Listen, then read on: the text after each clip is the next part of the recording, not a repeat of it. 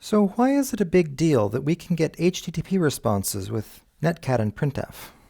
It's a big deal because Printf doesn't know anything about the network, and Netcat doesn't know anything about forming HTTP requests. All Netcat is doing is connecting to a port and sending a string over it. To the web server, that string happens to look like an HTTP request, and so the server responds. Now, Netcat is a lower-level tool than something like curl, or a web app API for that matter.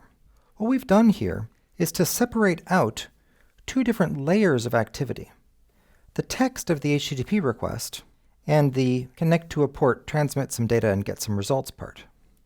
In everyday software, the HTTP layer is implemented by programs such as web browsers and servers, whereas the lower layer, TCP, is implemented in the operating system. The NC command is a thin wrapper over TCP. Now, there are several different layer models for talking about network protocols. In this course, we'll be using the IETF model, which looks like this. The top layer is the application layer. Protocols such as HTTP or SSH are application protocols. Concepts we see at this layer are things like URLs, passwords, the head command, server headers, web pages, things that make sense to specific applications such as web browsers or SSH clients.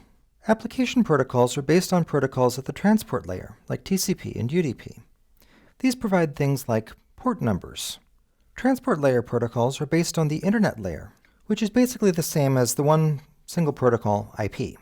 It's at this layer that we start talking about things like IP addresses and routes.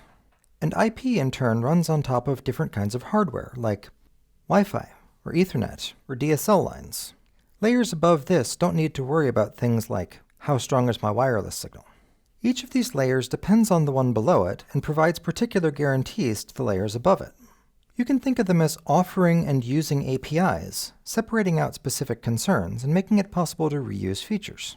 Like, both HTTP and SSH have some of the same needs. They need the idea of making a connection to a server, and those needs are bundled into the TCP layer. Now, this layer model isn't perfect. There are a bunch of network protocols that don't exactly fit into any of these layers.